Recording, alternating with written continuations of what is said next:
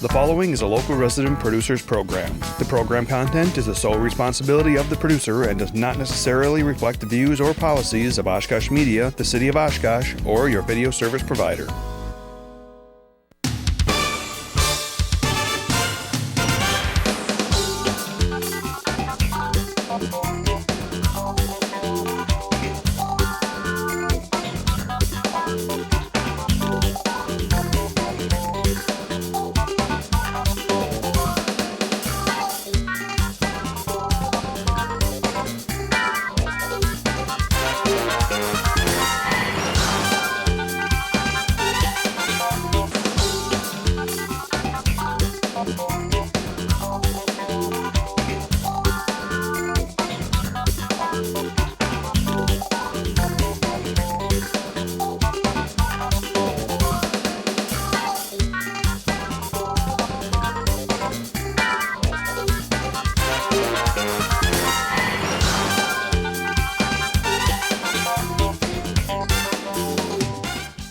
Hi everybody, welcome to another edition of Eye on Oshkosh. I'm your host Cheryl Hentz. I've got a little bit of an intro here that I want to read, and I have to read it because I don't have a teleprompter and I don't have it committed to memory. But the gist of our show tonight is on suicide, depression, mental health, and or mental wellness, however you want to, or illness, however you want to look at it. But suicide rates, we want to spend a good amount of time on suicides because that is something that is growing by leaps and bounds, not just in Wisconsin, but across the country and across the universe, really. Suicide rates have increased, in fact, in the U.S. over the past 20 years by more than 30% in half of U.S. states, according to the Centers for Disease Control and Prevention. In 2016, which is the last year that I actually had dates where they gave me data, in 2016, there were 45,000 suicide deaths in the U.S. The report from the CDC, they noted that between 1999 and 2016, suicide had increased in every single state in the nation with the exception of Nevada. And it was also noted that suicide rates are higher with at-risk populations, and those at-risk populations include veterans and the LGBTQ community. More than 20 veterans die each and every day in this country, and more than 500,000 LGBTQ youth will attempt suicide this year alone. And in Wisconsin, suicide is the 9th largest cause of death. So, to help us talk about all of this and sort of unpack much of what I just said here is Jan Butterbrodt. She's been here a few times in the past. We were just kind of talking before we started rolling how many times you've been here, and I think you've been here more than I even thought because you've been here talking about different things. But Jan is a therapist and a life coach with Beacon of Hope, and she's got this little lighthouse here, and she's going to be talking about that at some point during the show. But we're just very happy to have you here talking about depression and suicide and mental health and mental wellness, as well as illness. I don't even know where to begin. Those numbers they're staggering. Mm-hmm. They're absolutely staggering. Why are suicides increasing at such a dramatic rate? Oh, goodness, there's a lot of reasons for that. One of which, depression.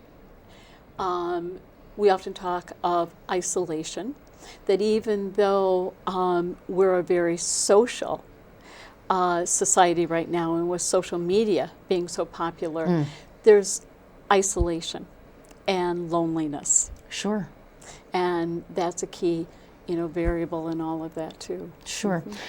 Mm-hmm. I'm glad you mentioned about the social media because, some people brag about how many friends they have on Facebook or this, that, and the other, but they're not real friends. I mean, let's get real. They're just not true friends. A friend is someone you can pick up the phone no matter the time of day or night and no matter what's on your mind, and you know that that's a go-to person for you. And you don't even know these people who are your friends on Facebook in most cases. I mean, in some cases you do, but not in most. They're maybe gaming friends or whatever. And you belong to groups because you have a mutual interest or whatever. But they're not the friends in the true sense of the word friend or friendship. And that's very accurate. And as you're talking, I'm thinking back to a show that maybe you can recall, and some of your viewers can, maybe younger people won't, but it was called Cheers. And one of the songs was, go to a place where everybody knows your name so that you're accepted. And it's that sense of belongingness that is so important, but also being around people that are going to validate you, people who are going to accept you for who you are and not bully you. And again, that's one of the key concerns of what's happening with social media is the bullying that goes on. And I mean, bullying has been around forever. I mean, it has been around forever. But this is different because you can't get away from it. Bingo, exactly, because you're on your phone all the time. We got bullied, at school or something like that. When you got off the bus and you walked into your house, it pretty much ended until the next day. But now it ramps up because of social media. So like you said, it's there 24/7 and you can't get away from it. And some nasty things can get said and untrue things can get said. Especially when you can adopt a certain amount of anonymity. You can make a fake name or handle on social media. And you're not supposed to, but we all know it happens. We all know people who have fake names.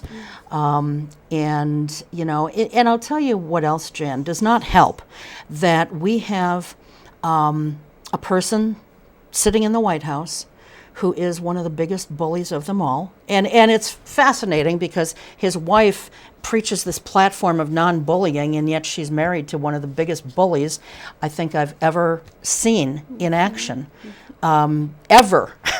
And it's so bad that he goes after how old was this young lady who was talking about having a more green environment? Greta, who was the person of the year. She's 14 or 15, right? And the man is bullying 16, her. I believe, and you're right. But and you've tapped into something, and I call it a schizophrenia, that you have this portrayal on this side and a portrayal on this side, and they just don't match. And that can confuse people. It can be very, very confusing. There's the term we used to use in the field years ago, and that was congruency and incongruency. And pretty much what I tell my clients is it's like this: if you behave in a manner that matches your values and your morals, then there's a congruency. And that's going to open the door for good health, good mental health, and good physical health. But if you engage in behaviors that do not match your values and your morals, then it opens the door for an incongruency in ill mental health and ill physical health. And oftentimes sleeplessness. And something when we had talked about a month ago for the article in the Woman's Magazine, we talked about, meaning and purpose in life. And again, I think it goes back to that, are you living a life that is matching your values and your morals? And finding something that's meaningful and purposeful for you. And I oftentimes, will say about find a mission statement, whatever that may be. And I've said too that, if it doesn't always have to mean something to somebody else, but if you can find meaning in it, if you can find purpose in it, that's all that matters, because that's going to fuel you, get you up in the morning and get out of bed. And it may be volunteer work, it may be working with animals, it may be working with children, it may be working with the elderly, it may be helping, shovel snow for your neighbors, it may be taking over, a flower or a hot dish to a neighbor, whatever the case may be. But if it usually is that kind of that reaching out that's so important. So maybe that mission statement is, I want to be of service. I want to help. I encourage my clients to find a mission statement. I encourage my couples that I'm working with to find a mission statement for them, and families. And again, it may be that maybe they value sports.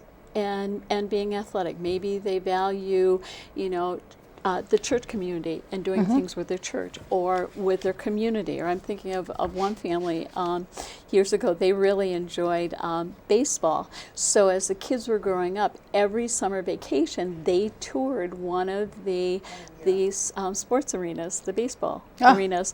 And so, now the kids are older, they can look back at that. Sure. And then I say like a symbol. So for them, a baseball, they give gifts with baseball themes Sure. and things like that and stuff.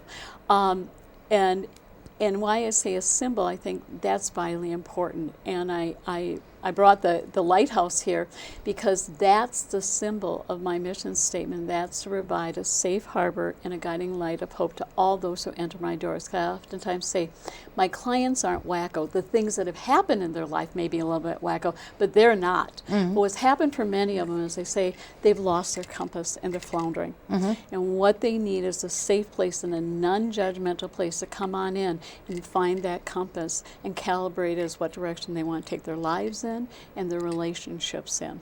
And that's finally important. And in kind of dovetailing into, you had mentioned about our veterans, that we are losing more veterans per day to suicide than what we had lost in combat. And I think of Art Lane for Window World, and a veteran, and his son is a veteran. Oh, sure. I've seen his commercials, yeah. And he lost his legs. And they have a program now that they will put something on the handle of the gun of the soldiers, the veterans, so that, heaven forbid, and they are in one of those dark despair moments, that if they look at that handle, that it may cause them to stop and think, okay, I can't do this for my children. No, I'm not going to do this and leave this with my folks. Sure. Or maybe it may be a cross. It could be a picture of a pet. Whatever it is. But it's that, to have that moment where you just stop and hopefully reach out. Okay. And thank goodness you're getting all of those numbers out there. And also too, they're talking more about numbers to text, because we do have a number of hotlines, but they're hard to use. Yeah. When you're in that moment of despair, we oftentimes talk about a fog. It will be, they'll go into like this almost this trance of they've come to terms with, okay, this is what I'm going to do. And trying to remember a number may not help, but if you've shortened it, and that's what's going to be very important. And they're launching a texting number for a suicide hotline. Yeah. And mainly because what they're finding is that so many young people don't call a number, but they will text. And what they're finding is wonderful results because it's non-judgmental. We should be bringing that up on screen so that people can see that, because it is available now. It's and for those listening to us on the radio, if you're interested in texting for some assistance, you can text 273-TALK to 839-863. So again, you dial on your phone, you enter the number 839-863, but the message that you're texting to them is 273-TALK. And we're going to talk more about that later, but I want to really get back to some of these numbers. And we've got a graphic that I'd like to bring up now that sort of breaks down the Wisconsin, the suicide facts and figures in Wisconsin. So if we can take a look at that, that would be swell. There it is. And I don't know, I'll let you take a look at mine because you probably don't have that committed to memory. So I mentioned in the outset that it is the ninth, suicide is the ninth leading cause of death in Wisconsin. But it's broken down by age, and I don't know if it's broken down by the difference between men and women or not. But why don't you kind of share with us, Jan, what this is really broken down by, and then people can kind of look at it on the screen as well. And when you say what oftentimes happens, the difference between a man and a woman is oftentimes women will attempt twice as often, but men will complete twice as often, and typically it's because of the means. Oftentimes men will use a gun, women will use pills, or carbon monoxide. And you've identified especially the teenage group and young adults, and that's vitally important to pay attention to, because years ago there was a wonderful program brought into Wisconsin called the Yellow Ribbon Program. From a family out in Colorado brought it into this area and trained many of us. And one of the things that they had highlighted is when there's a breakup of a teenage relationship. And we kind of poo-poo it as, oh, it's puppy love, and you only went together, maybe 6 weeks or something. Yeah. And we poo-poo it. When in actuality, oh, no, we need to honor that.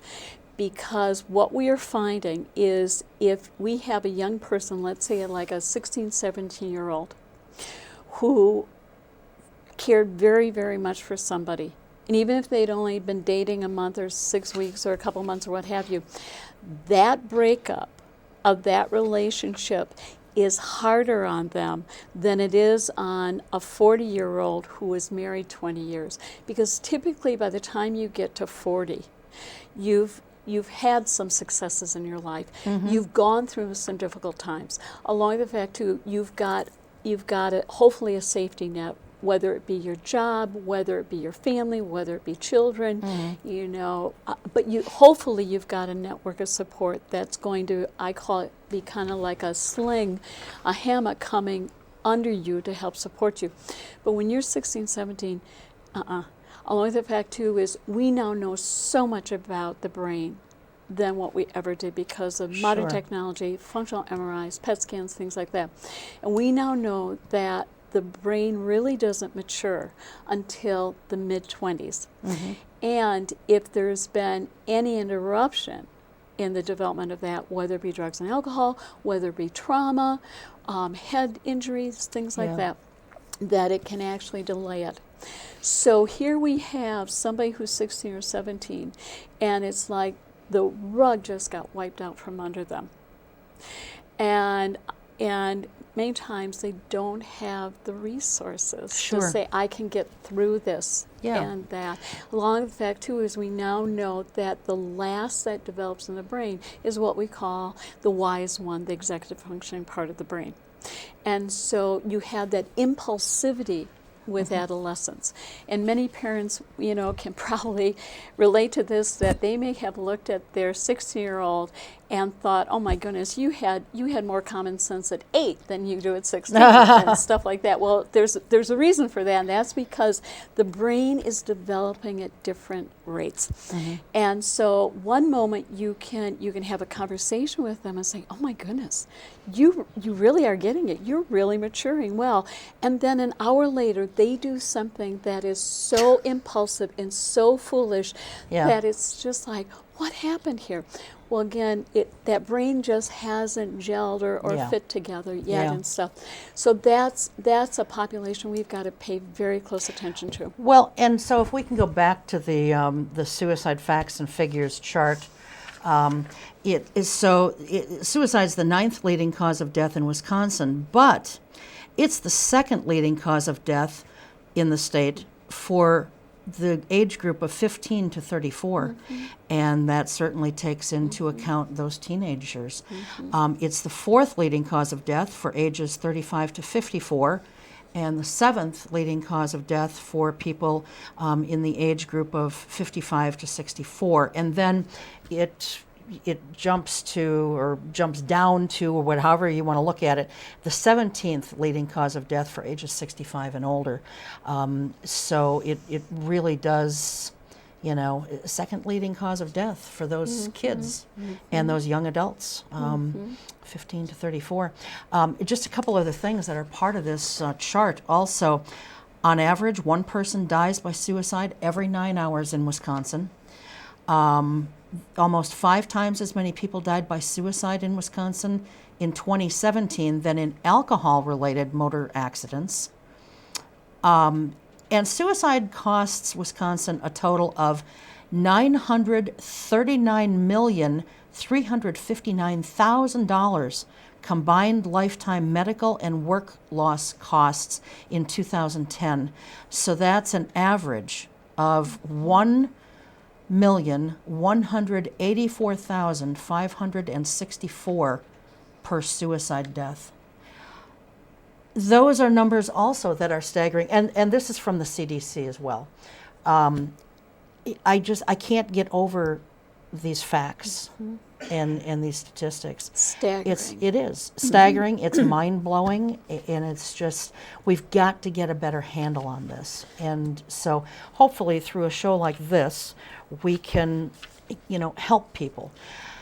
In our area, and another to kind of dovetail into that, we had the first suicide symposium of Wisconsin in the fall. Yeah, I'm going to talk about that a little bit later. And it was so well received that we're going to have it, we're going to make it an annual thing of bringing very good. together all different departments. Yeah, so we'll talk about some specifics about that a little bit later on, but I'm glad it's going to be an annual thing, because to just do one summit on something that is such a growing problem, and it doesn't seem to be going away anytime soon, I think to just do it one time would kind of be, a moot point. Why bother at that point, We were talking, though, about suicide numbers and so forth.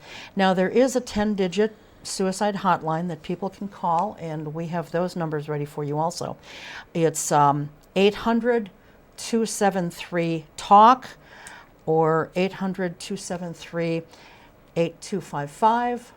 There, it's up on your screen, and then we've got that text number that you can use, and a website, speakingofsuicide.com. And it doesn't matter if you enter it lowercase, uppercase, combination thereof. It's just speakingofsuicide.com. And then if you want some resources, you can add a / and then the word resources, and that'll take you to all kinds of other different things. But there's something else that the government is doing, and I want to talk a little bit about this, because many times people, they may be afraid or embarrassed to call a suicide prevention hotline. First of all, they may not remember what the number is, and they may not be in a state of mind to look it up on the computer and find it. That takes time, that takes a little bit of research. But what the government is doing, because of the increase in these numbers of suicides, they are developing, and they've already designated the number. It's 988. Now, I want to stress that this number, it's not an operating number yet. There are some comment periods that the government has to go through in order to, make this a reality. But they've got, they're going to develop, and this is going to happen. It's just, it has to, things in Washington move slowly. It just moves at snail's pace and slower. But 988 is going to be the 3-digit number. And the thought process there is that it's, we're all familiar with dialing 911 for emergencies, 511 to get road condition reports in Wisconsin, 211 or 411 for community services and whatnot. And so they feel that a 3-digit number will be easier for people to remember, and it'll take away some of that stigma of calling a 10-digit suicide prevention hotline. And it sounds like it's a well thought out plan. It also too, it's easy to remember for those around that person. That, let's say, maybe a child's at school and one of their classmates is talking about that. And it's like, what do I do? So maybe they can quickly, call that number, but stay with the person. That's the key, is stay with the person. Okay. But the most important thing is, if just reach out. That's the biggest thing, is just reach out. Yeah. And the texting numbers, what they're finding, and I believe they've launched a different group has launched 747-747 to text. Because what they were finding is that many young people will prefer to text than call. And they're having wonderful results with it. Interventions and wonderful positive results with it. Because what they're finding is that people will use it knowing that they're not going to be judged. So they're getting a number of people from the Hispanic community and from the African American community reaching out there because nobody sees them. Nobody's going to judge them. Yep. And they can just, text, and these are trained people who are knowing what to say and helping guide that person through the whole process. And then stuff. they can refer you to resources in your own community, Yep. because when you dial any of these numbers or text to this other number, you're not getting someone in your own backyard. You're getting people. I think the suicide prevention hotline, that 800-273-TALK, that is going to a national place where they then direct people to, I think it was 160 some, or maybe more than that, different resources in, throughout the United States, so they can direct you to someone in your own area. So there's a certain amount of anonymity there too, which should make people feel better, but it's a hard number to remember. Oh, yeah. I've written it a few times, both for an article that I wrote and for this show, and I still have to keep looking at my paper. It's a tough number to remember. Yeah. So, 988 is going to be a whole lot easier, I think, for people to remember. But again, I want to caution folks, that number is not working yet. And so you'll just have to watch the news. They're hoping to have that number ready to roll out sometime later this year, but please don't try it now because it's not going to get you anywhere. But it's the FCC, which is a part of the government, and Congress and so forth. They're all kind of working together on this. They all recognize this is a huge problem. Oh, yes. And so I think that's going to be a very good thing. And these suicide numbers that we're giving out, and the text number here, the talk to text or whatever, they're not just for people who are contemplating suicide themselves. It's for people who may have a friend or a loved one or a family member who, is fearful that, someone may be very depressed and they just want to talk and get some ideas, or the person they may feel really truly is suicidal and they're looking for some guidance as to what they can do. And so these numbers are for anyone who feels that they either need help themselves or they need to access some help for someone that they care about. And the key is to reach out, that there is always help and there is always hope.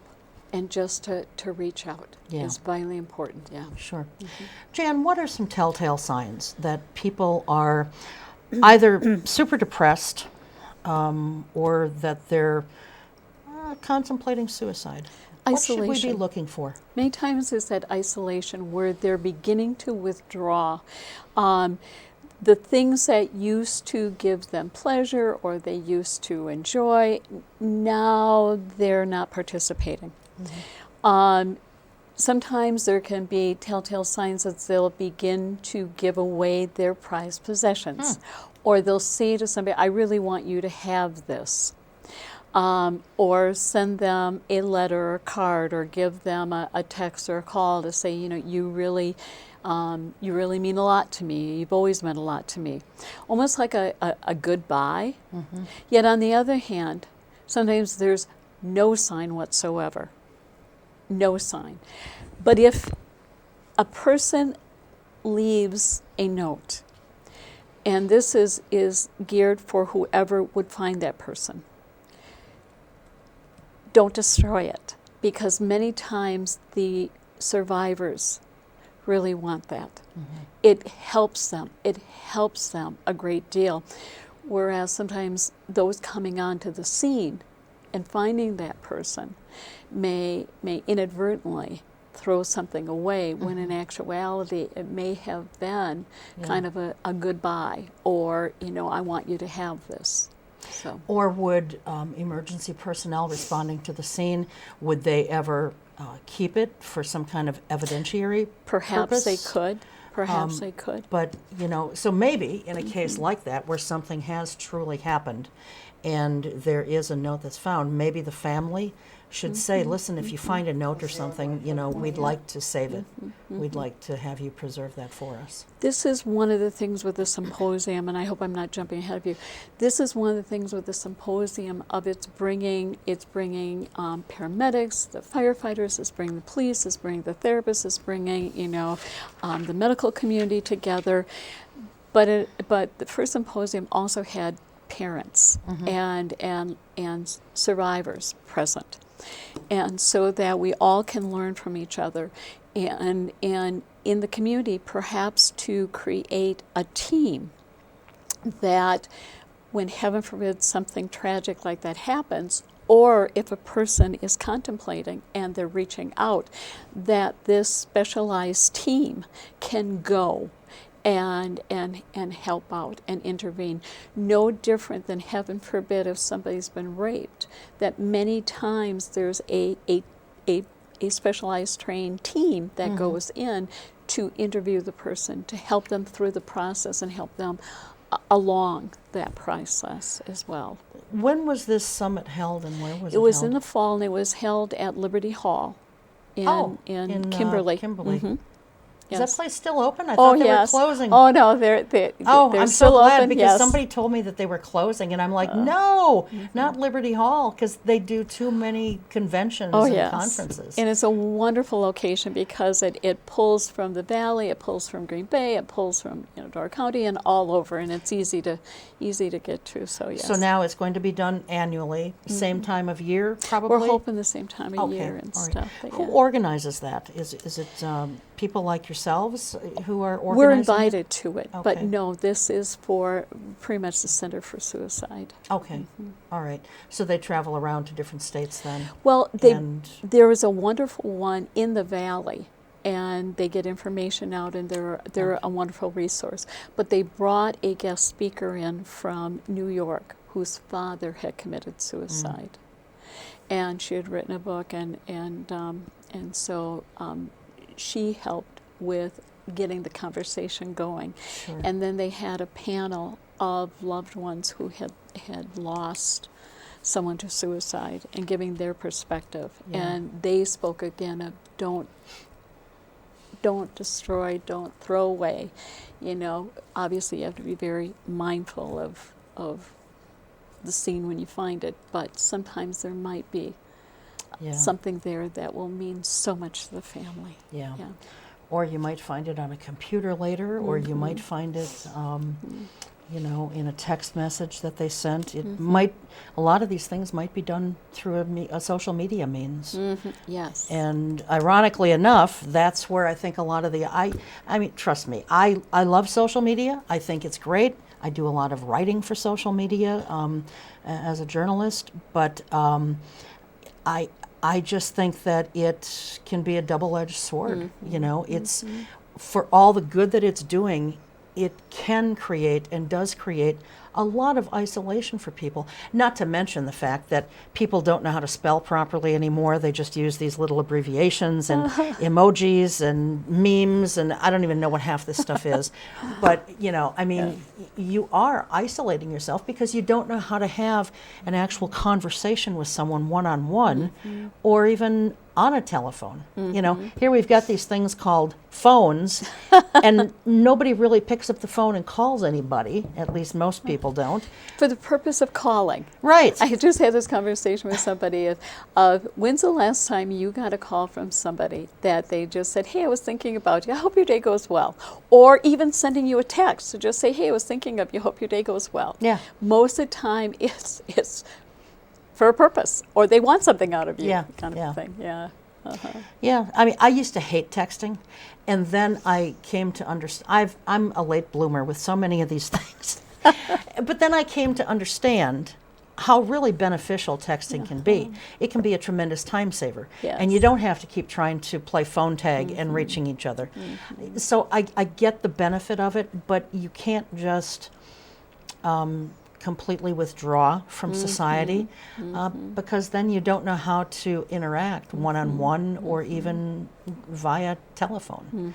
And you certainly don't know how to spell properly. And, and as a writer, that just drives me crazy. Even when I send a text, I spell things out. I use punctuation that's supposed I cannot. It just grates on my nerves if I try and do that. I can't do it. It's not how I roll, because it's not how I was schooled. I know my kids tease me because I still say dear, and whatever their names are or somebody else, and then I always sign off as warm wishes from Jan. So it's like a little letter. Yeah. Well, and that's what works. But our generation, Yep, that's exactly right. So we were talking about some of the signs of potential suicide. And you said sometimes there's no signs at all. Sometimes there may be no sign. And I want people, especially loved ones and family members, to, because oftentimes they'll feel so guilty, like, I should have. And sometimes it can be so impulsive. And that's where, again, we may need to keep the thumb on the pulse of somebody who has had some major losses.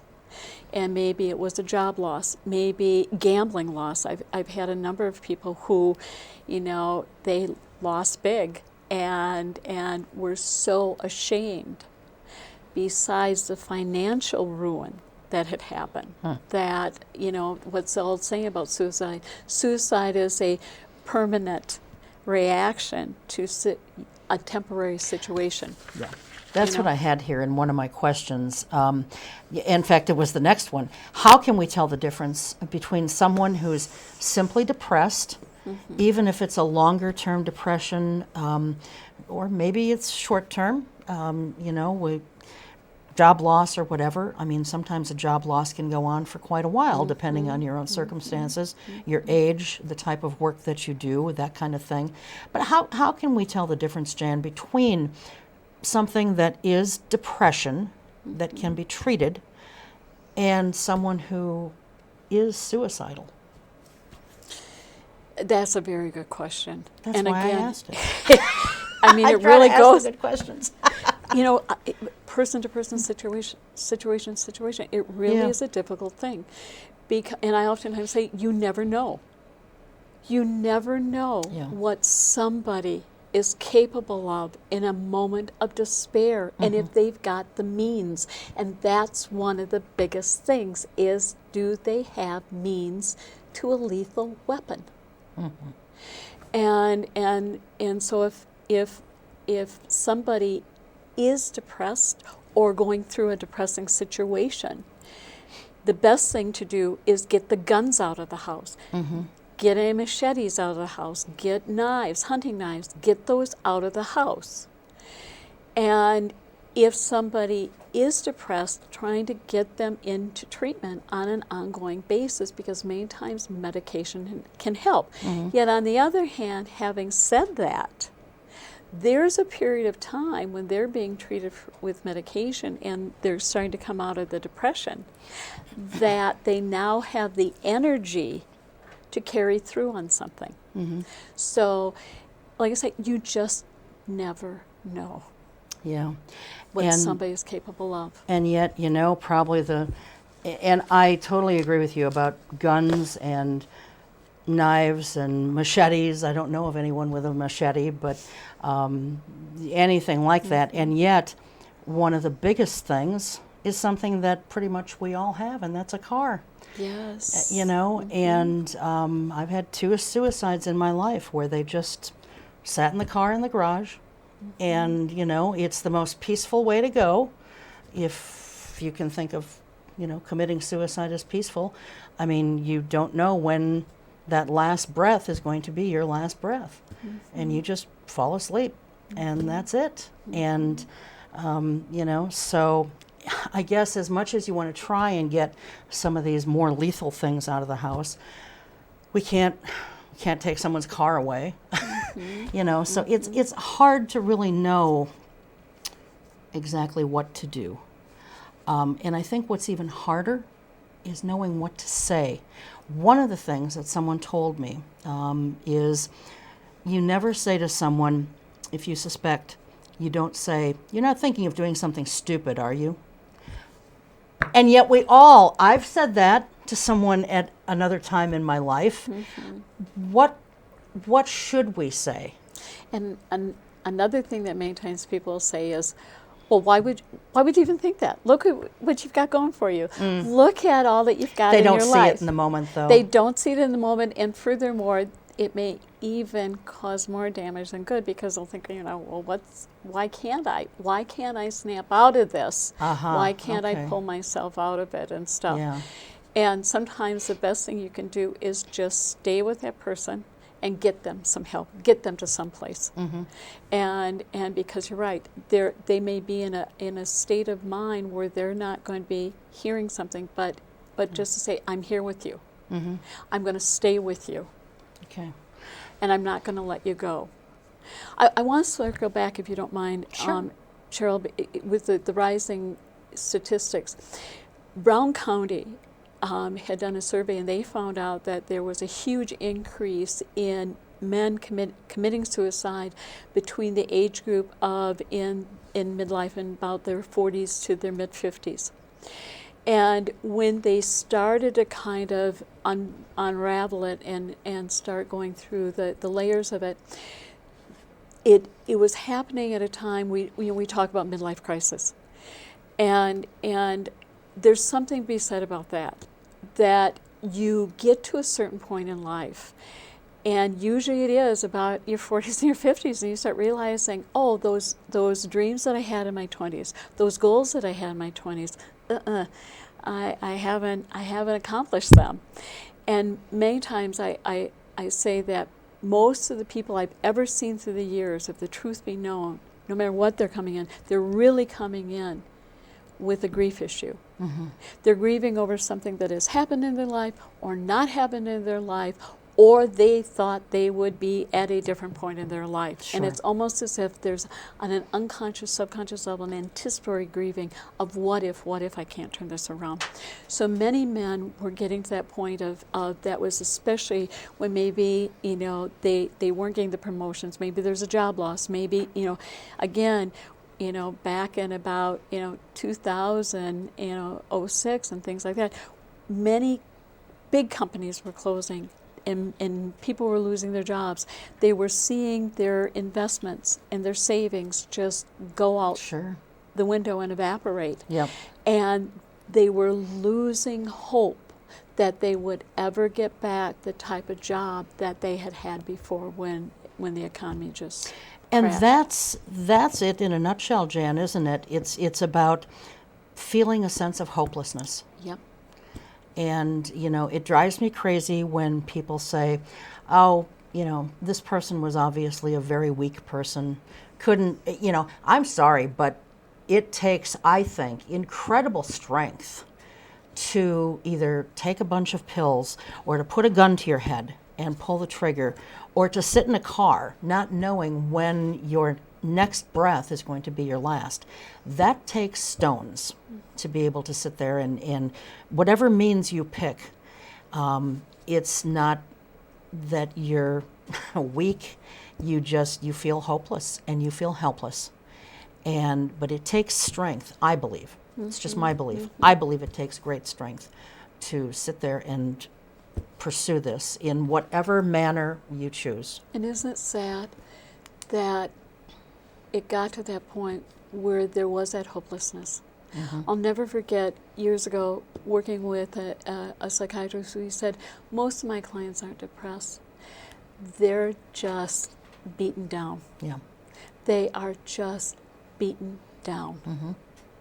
And to try to get that message out that there is always help. There is always help out there, and there is hope. Even though how bleak it may seem right now, we talk about the suicide stupor, that they'll get into a state of mind where it's like a fog and a mist, a stupor. And if somehow we can somehow tap into them at that point in time and get them some help so that we can get them some hope. Sure. And I want to talk also, we're down to about 14 minutes, 13 minutes, something like that, Jan. I can't believe the hour's flown by like this.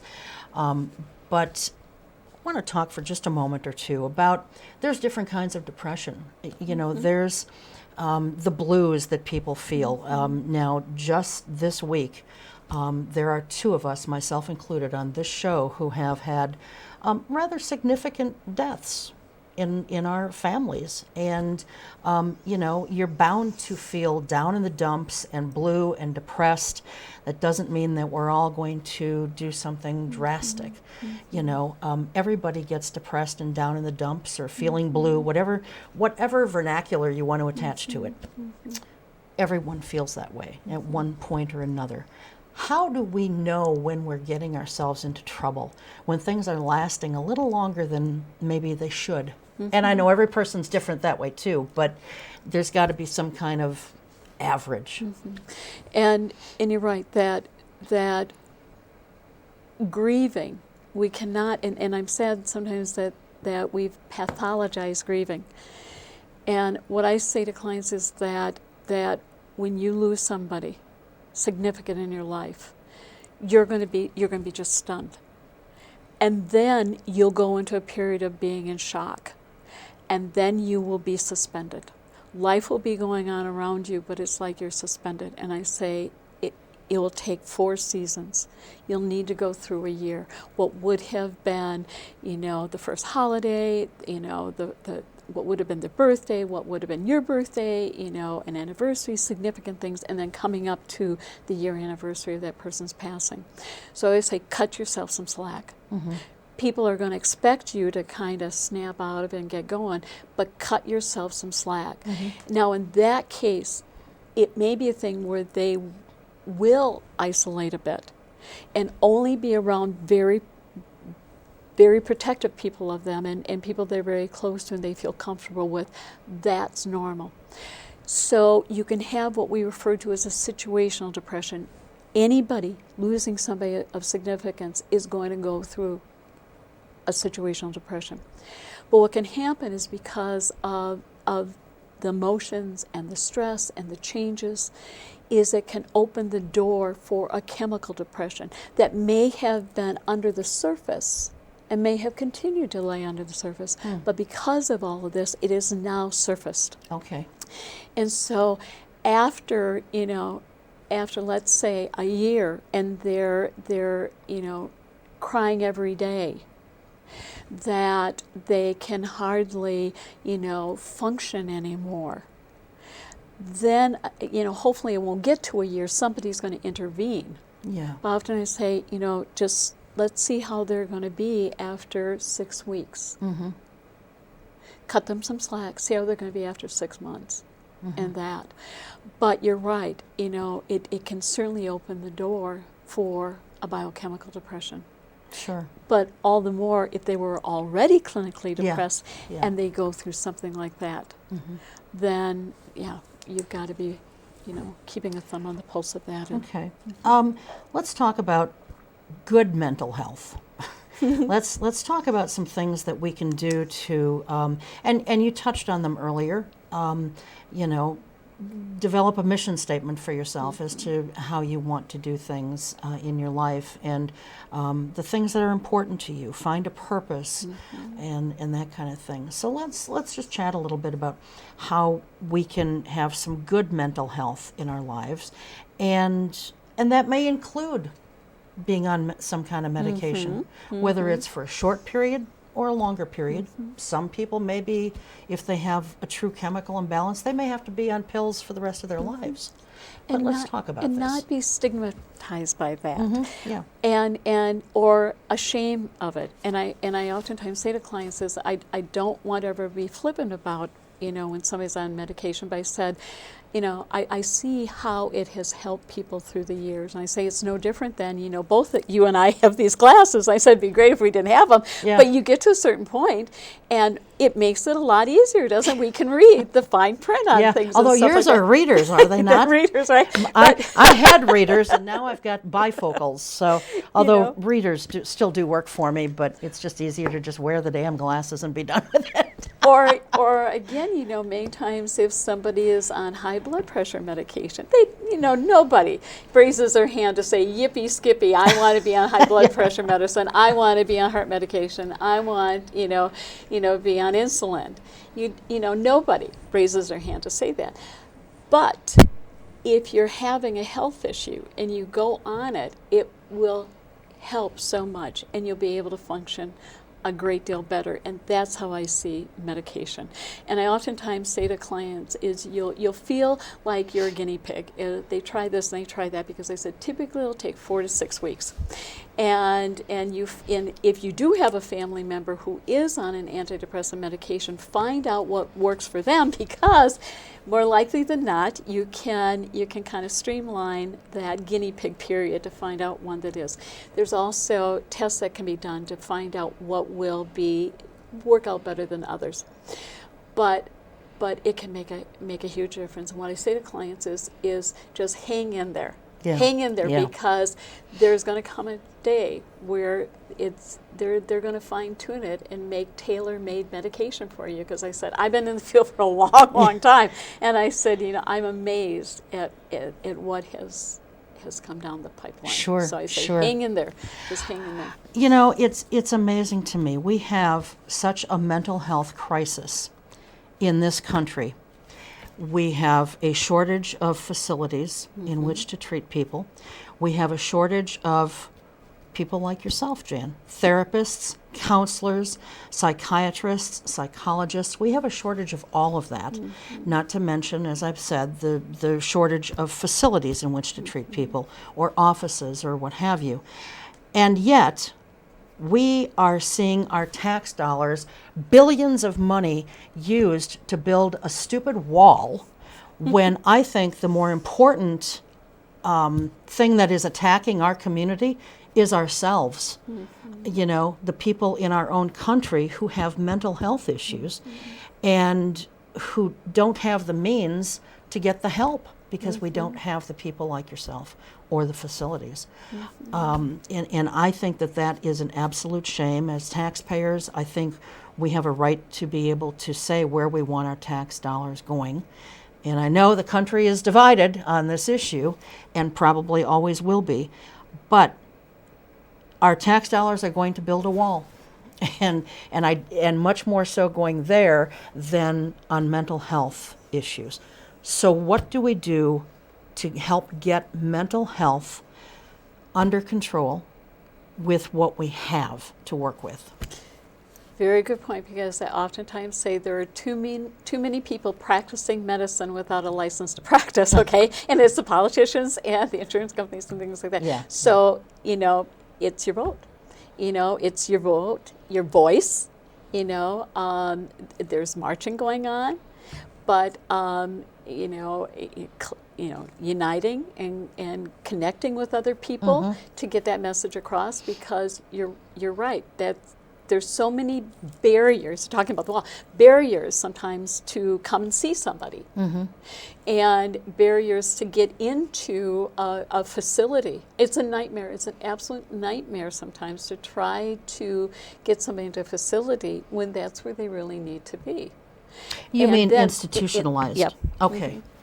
And that is so unfortunate, because in that moment of time, when they're needing help, they need it right then and there. Sure. Not, oh, by the way, I can't get you in for another 3 months, or I can't see you for, another 3 weeks. They need somebody right then and there.